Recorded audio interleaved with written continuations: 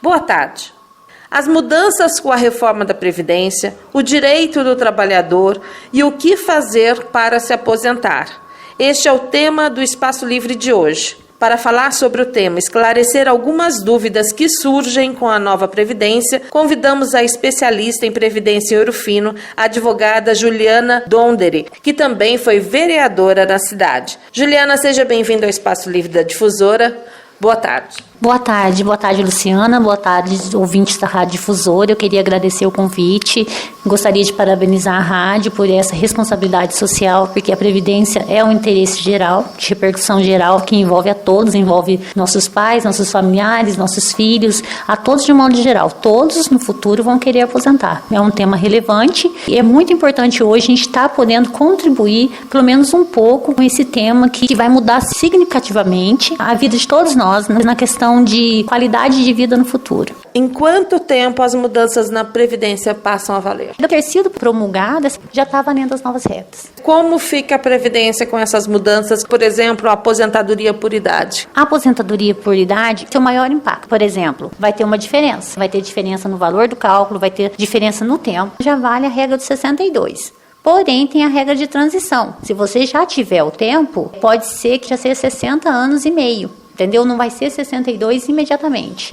Mas assim, o que está valendo é mulher. Agora vai valer 62 anos mulheres, a partir de agora, por exemplo, quem tem 58, 59 anos e 15 anos de contribuição, não vai aposentar daqui a 2 anos. Aposentar só quando tiver 62 anos a mulher e 65 o homem. Para o homem, a mudança não vai ser tão significativa na aposentadoria por idade, mas para a mulher vai ser muito significativa porque era de 60, passou para 62, o homem já era 65, não vai dar tanto impacto para ele quanto para as mulheres. E a questão do valor também, a regra de 80% da média dos maiores benefícios. Para quem é aposentado, que paga com mais de um salário, não vai ter repercussão, com menos de um salário, com um salário, não vai ter repercussão nenhuma, porque não vai ter aposentadoria com um valor inferior a um salário. Mas quem paga sobre 2, sobre 3 mil, sobre 4, vai ter uma diferença. Por quê? Na aposentadoria é 80% da média e mais 1% por cada ano trabalhado. Se a mulher tem 15 anos, ela aposenta com 85% da média. Agora, com a nova regra, vai ser 60% da média. Mais 2 anos a partir dos 20 anos. Então, vai dar um valor significativo.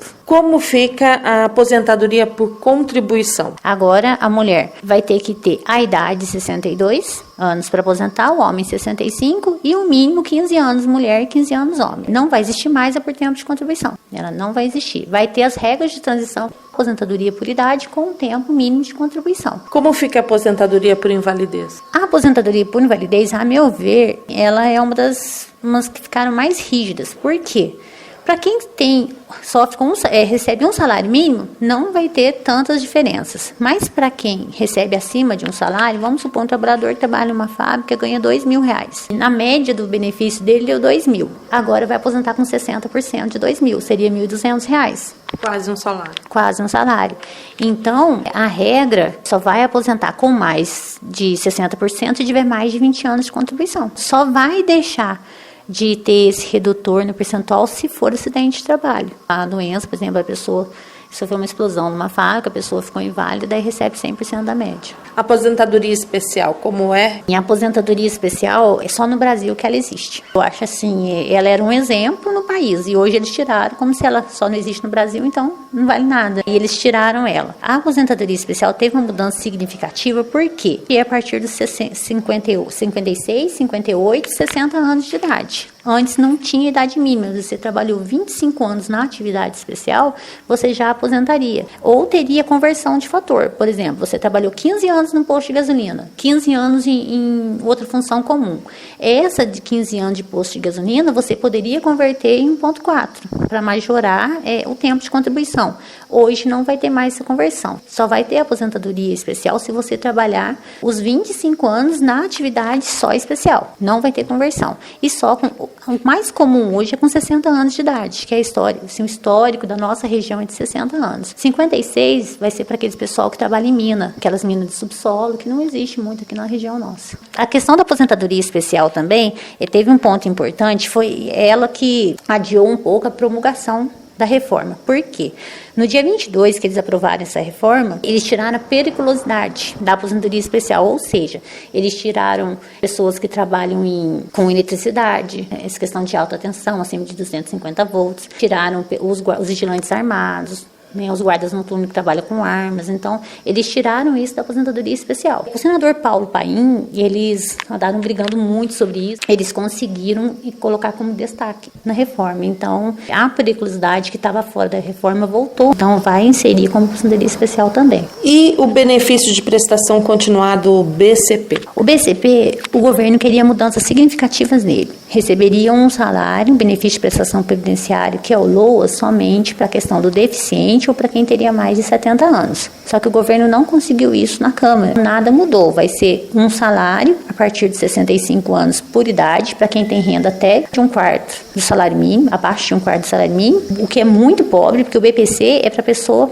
para o muito pobre. Tem que ser uma renda bem inferior, acho que é 230 e poucos reais por cabeça na casa. Também para o deficiente não mudou nada e nem para o idoso. Vai continuar da forma que está. E como que ficam as regras do cálculo do benefício antes e agora? Antes, era 80% da média dos maiores, pegava 80% dos valores de 94 até hoje e excluía os 20% menores. Isso significa ter uma média mais justa. Vai ser 100% da média, vai incluir, inclusive, 20% das menores, que não incluíam. Isso pode causar uma redução, porque aquelas menores geram impacto no salário de benefício, cai um pouco o valor. Cálculo da média salarial é mais ou menos isso? É isso mesmo. O cálculo da média vai ser de julho de 94 até hoje. Aí, por exemplo, se a DER é hoje, vai entrar a média de julho de 94 até hoje e faz as divisões. Só que agora vai ser de tudo. De tudo. Inclusive, vamos supor, você contribuiu por 3 mil, contribuiu por 4 mil, mas tem contribuições de um salário. Vai entrar também para ter uma média total. Aí depois, 60%. Além disso, tem os 60%. Então, vai ter um redutor gigantesco. Pode ser que alguém que tem uma média de 4 mil, na hora que der 60%, vai receber 2.400. A aposentadoria rural, ela sofre mudanças também? Ela também era especial? Ela enquadrava, por exemplo, numa aposentadoria especial? De certa forma, sim. A aposentadoria rural, ela foi um direito adquirido na Constituinte 88, né? Foi uma conquista que tiveram porque a gente sabe que as nossas origens, a maioria é no rural, depois que houve o êxodo rural. Mas ela era uma aposentadoria especial porque, inclusive, é segurado especial, que o INSS chama os trabalhadores rurais. Por que segurado especial? É aquele que tem da faz da terra, o único meio de sobrevivência, não pode ter outro meio de subsistência, a não ser algumas exceções, 120 dias por ano, trabalhar em outra atividade. Ela tem toda uma característica, todos uns requisitos para o trabalhador rural. Não é falar que é trabalhador rural, vai lá e aposenta. Tem todo um conteúdo de provas, que sempre muda essas provas. O governo que queria mudar para a mulher 60 anos de idade e o homem 62, só que também não conseguiu mudar isso. Qual seria a idade? Vai ser a mesma de homem 60, mulher 55. Teve algumas mudanças, na reforma não mudou, mas já teve mudanças no rural esse ano, no meio da medida provisória 871. O que ela tirou? Antes, quando as pessoas não tinham as provas ano, porque o INSS, ele exige que o rural, além da idade, e tá trabalhando no rural quando fez a idade, que é importante, porque às vezes você trabalhou 30 anos no meio rural com carteira assinada, mas se quando você fez a idade, você não é rural, você não aposenta no rural. Você tem que ser rural na DER, entendeu? Aí, e você tem que comprovar 15 anos de rural lá no passado também. Tem que comprovar na data da DER e o rural lá no passado. Então, tem todo um conjunto de provas. Hoje, por exemplo, é ITR, CCIR, nota fiscal. Quem não tem, supre com a declaração do sindicato. Supria. Com a medida provisória 871, o governo tirou a declaração do sindicato rural e lançou novas provas. Isso não entrou na reforma porque já foi feita uma mini reforma no rural. Então, tem novas provas. E eu acredito que, com essas mudanças na Previdência agora, vai vir uma nova IN. Que o INSS, quando a gente faz o curso de Direito, a gente estuda a pirâmide. A Constituição está lá em cima. Então, primeiro, ela é o topo, é ela que a gente segue. Para o INSS, o que está lá em cima para eles é a IN, é a instrução normativa. Então, vai vir uma instrução normativa com essa reforma. E eu creio que vai ter mudanças significativas no rural também. A questão das provas, tudo, é bom sempre o trabalhador rural estar atento, porque ano a ano muda. Cada ano muda. Às vezes, por exemplo, o DAP não estava nas provas. Hoje o DAP é uma prova fundamental, que é a declaração de aptidão PRONAF. Então, um trabalhador rural que tem PRONAF está com o pé na aposentadoria aposentadoria. São notas fiscais, CCIR, INCRA. É importante as mulheres, eu vejo muitas mulheres, é uma dica super importante que estou dando para as mulheres, que as mulheres têm mania, quando trabalham na roça, de classificar como do lar. Ou até o pessoal do banco, a senhora que faz, tudo lar. Mas, na verdade, é trabalhadora rural. Coloquem isso nos cadastros, coloquem isso na certidão de casamento, apoiem trabalhadora rural ou agricultora, porque isso é importantíssimo, que às vezes se o homem muda de função, o que a lei fala? Que a mulher pode seguir as provas do homem, mas se o homem muda de função, daí a mulher fica na mão, ela não tem provas no nome próprio. Então, eu indico para as mulheres, começa por agricultora, coloca o nome do cartão de produtor, vem homens aqui que tem 30, 40 anos de terra e não coloca a mulher no cartão de produtor rural. Não coloca as notas fiscais, só fica no nome deles. A gente tem muitos clientes aqui no escritório. E que eu tenho de mulher que tem cartão de produtor rural hoje, que eu vi são umas 5, 6. A maioria tudo no nome do homem. Então a mulher tem que começar a estar mais presente na participação não só do trabalho rural, mas na documentação rural. Buscar provas para elas. Hoje estão ficando mais atentas, mas tem muitas ainda que estão ainda deixando a desejar nessa questão de confecção de prova. Na hora que vai fazer o PRONAF, assina junto. Coloca o nome da mulher no PRONAF. Abre espaço para as mulheres, porque hoje a maioria dos trabalhadores que entram, inclusive na justiça, para aposentar no rural, é a mulher. Porque geralmente o homem tem provas mais fáceis, porque está tudo no nome dele. Você consegue provar que essas mulheres trabalharam como produtora rural ou é muito difícil também na justiça? Olha, na justiça INSS vem mudando, a gente vem pedindo muito arquivo de testemunhas, porque a jurisprudência entende, para a jurisprudência já está bem compreensivo, que os homens confeccionam os documentos e as mulheres ficam meio em segundo plano. A jurisprudência e o INSS estão caindo mesmo na real de que isso acontece de fato, por experiência de longa data. Na justiça já tem até súmulas falando que os documentos são extensíveis para as mulheres. Tem documentos que são tipo INCRA, ITS, CIR. O problema é quando o homem muda às vezes de profissão. Às vezes muda, às vezes tem homem, por exemplo,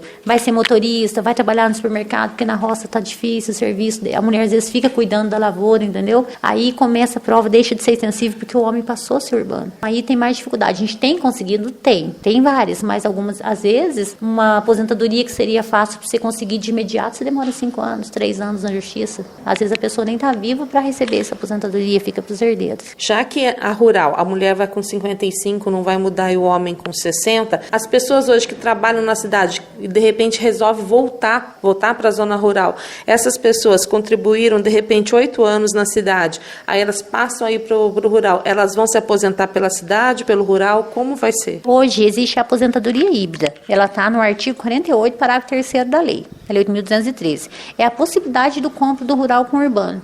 Inclusive, ela teve um repetitivo que julgou agora, é um tema super importante que julgou agora dia 9 de setembro no STJ, que a gente estava com medo dessa aposentadoria híbrida, porque o INSS estava entendendo que a soma do rural com o urbano só poderia ser possível se a pessoa trabalhasse na roça, fosse para a cidade e depois voltasse para a roça novamente. Porque tem no preâmbulo lá, fala assim que o trabalhador rural que exerce atividade urbana. Então, ele entende, se está escrito o trabalhador rural, tem que ser trabalhador rural na data que você entra com a aposentadoria. Eles pegam qualquer palavrinha para buscar o empecilho. Agora o STJ era um temor nosso, que a gente tem muita aposentadoria híbrida na cidade. Essas cidades interioranas, a maioria trabalhou na roça, foi para a cidade, às vezes vice-versa. Agora o STJ decidiu, em recurso repetitivo, que vale para o Brasil inteiro, que independe da profissão da última, desde que trabalhou na roça e na cidade, pode computar, desde que esteja a idade mínima. 62 anos mulheres, 65 anos o homem, na nova Previdência. Eu creio que isso vai valer na híbrida. A gente estava na dúvida também, se a híbrida vai continuar a soma do rural com o urbano. Eu creio que vai, a gente vai lutar para isso. Hoje, se a mulher tem 60 anos de idade, tem muitas ainda, gente que nem sabe disso, e o homem 65, e se ele já trabalhou na roça, e a mulher já trabalhou na roça e está hoje na cidade, ela pode somar esses 2 períodos. Muita gente não sabe. Então, essas pessoas seria melhor elas procurar já se aposentar. Exatamente, procurar se aposentar. Por quê? O que eu acho mais incrível aqui no escritório, que às vezes as pessoas não saibam, quando eu falo assim, a primeira pergunta que eu faço no escritório, quando a mulher tem 60 e o homem 65, você já trabalhou na roça? Eles falam não. Aí eu falo assim, mas você já trabalhou na roça? Assim, eu falo, nunca trabalhei de carteira assinada. Não é o trabalhar de carteira assinada,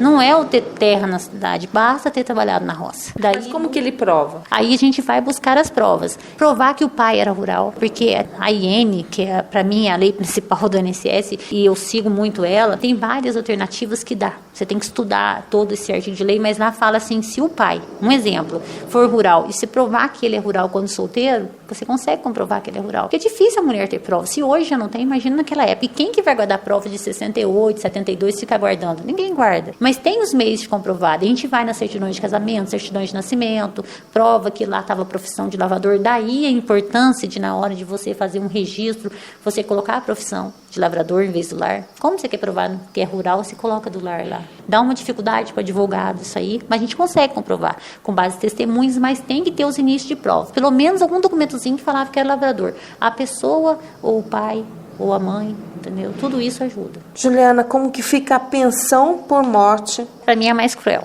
É a pensão por morte. Por exemplo, eu acho que o INSS, com essa reforma, está penalizando quem contribui. Esse que é o meu pensamento. Não quero que todo mundo pense igual eu, mas é o meu. Se a mulher não trabalhar e o homem trabalhar, se ele morrer, ela recebe 100%. Agora, se ela trabalhar e ele morrer, ela não vai receber o 100%. Então, parece que desestimula quem tiver conhecimento da lei a trabalhar. Porque depois eu não vou receber 100% da pensão, se for olhar por critérios previdenciários. E também tem o lar, né? O lar é sustentado pelo marido e pela mulher. E aí tem 2 salários. De repente, a mulher também trabalha. Aí ele morre, aí vai ter uma diminuição da renda do lar. Sim. O que acontece? Se a mulher trabalha, aposentou e o homem faleceu, ou vice-versa, se ela recebe a aposentadoria, ela vai receber a pensão do homem, sim. Só que vai ter um redutor. Se ela recebe cerca de um salário, ela vai receber 80% do homem. Por exemplo, vai receber R$800 hoje. Se ela recebe um pouco mais de um salário, ela vai receber 60%. Se ela recebe 1.050, ela já vai receber 60% do homem, de 600. Ou seja, se a mulher trabalha e ganha um pouquinho a mais, 50, R$100 a mais, já prejudica na hora da pensão. Se for de 2 a 3 salários mínimos que ela recebe, ela vai receber só 40% da pensão do homem, da média. Se ela recebe R$3.000, ela vai receber só 20% da pensão do homem. Até 10%. Ela recebe 4.000 de aposentadoria, 4.050. E o homem é aposentado com 2.000. Ela vai receber só R$400 de pensão. Finaliza aquelas pessoas que trabalham, que contribuem. Porque na nossa região, a maioria ganha um salário, mas quem trabalha em fábricas, esse pessoal que rala pra caramba também, entendeu? Contribui, não tá pedindo esmola. Ele contribui para aquilo, ele é obrigado a contribuir. A previdência não é opcional. Você vai lá e fala, eu não quero contribuir. Você é obrigado a contribuir, mas na hora da contrapartida, o governo reduz muito. Realmente a redução vai pesar. Exatamente. Eu só vou dar um exemplo. Tem muitas pessoas que criticam a Previdência. Mas só aqui em Ouro Fino, a Yara Muroni, esses dias ela passou um balanço que me impressionou muito. Parece que entra de Previdência Social aqui R$100 milhões. É maior que a arrecadação toda do município. Então a Previdência é uma mãe para a cidade. As cidades do interior, essas pessoas também ajudam na faculdade, nas escolas, dos netos, dos filhos. Exatamente. Inclusive, a gente fala assim, rico não gasta no país. O pobre é o que gasta na cidade. Por exemplo, o rico. O rico, eu estou falando, uma pessoa que tem uma renda maior. Final de semana vai para shopping, vai para outra cidade, vai passear.